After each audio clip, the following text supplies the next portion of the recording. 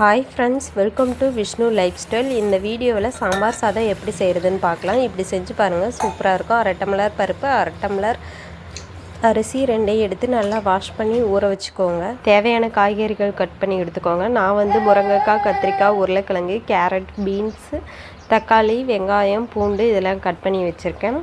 கடாயை வச்சு அதில் தேவையான அளவு எண்ணெய் ஊற்றிக்கோங்க. கடுகு போட்டுக்கோங்க.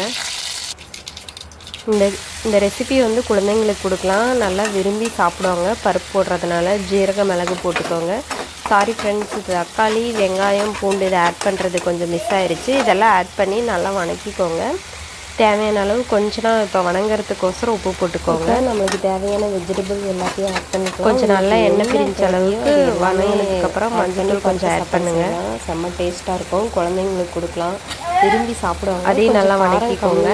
போட்டு கொடுத்து பாருங்கள், சாப்பிடுங்க. எங்கள் வீட்டில் என்னோடய பையன் இதை ரொம்ப விரும்பி சாப்பிடுவான். குழந்தைகிட்டருந்தே கொடுக்குறேன். ஒரு 8 மந்த்து பேபிகிட்டருந்தே கொடுக்கலாம் இந்த இது. இப்போ எல்லா வெஜிடபிளும் ஆட் பண்ணிவிட்டேன். நல்லா வணக்கிக்கோங்க. கொஞ்சம் அந்த காயெல்லாம் சாஃப்டாகிற வரைக்கும் நல்லா வணக்கி விட்டுருங்க. பாருங்கள், இப்போ கொஞ்சம் அப்படியே சாஃப்டாகிருச்சு. இப்போ சாம்பார் பொடி ஆட் பண்ணிக்க. நான் வீட்லேயே அரைச்ச சாம்பார் பொடி ஆட் பண்ணுறேன். நான் குழந்தைக்கு கொடுக்குறதுனால 1 ஸ்பூன் அளவு தான் ஆட் பண்ணியிருக்கேன். அந்த மசாலாலாம் நல்லா காயில் மிக்ஸ் ஆகிற மாதிரி நல்லா வணக்கிக்கோங்க. தேவையான அளவு உப்பு ஆட் பண்ணிக்கோங்க. இந்த உப்பு போட்டதுக்கப்புறம் நல்லா கலக்கி விட்டுக்கோங்க. இப்போ அரிசியும் பருப்பையும் ஊற வச்சு வாஷ் பண்ணி எடுத்து வச்சுருப்போம், அதை ஆட் பண்ணிக்கோங்க.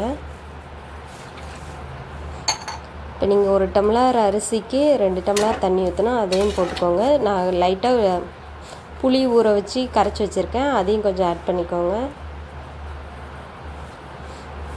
இப்போ உப்பு செக் பண்ணி பார்த்துட்டு உங்களுக்கு தேவையான அளவு காரம் இருக்கான்னு செக் பண்ணி பார்த்துட்டு கொஞ்சம் பெருங்காயப்பொடி ஆட் பண்ணிவிட்டு புதினா தழை ஆட் பண்ணிக்கோங்க.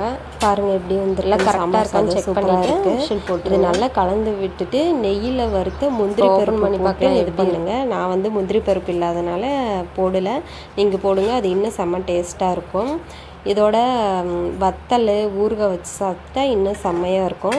இந்த வீடியோ பிடிச்சிருந்தால் லைக் பண்ணுங்கள், ஷேர் பண்ணுங்கள், கமெண்ட் பண்ணுங்கள், சப்ஸ்கிரைப் பண்ணுங்கள். தேங்க்யூ, சப்போர்ட் பண்ணுங்கள்.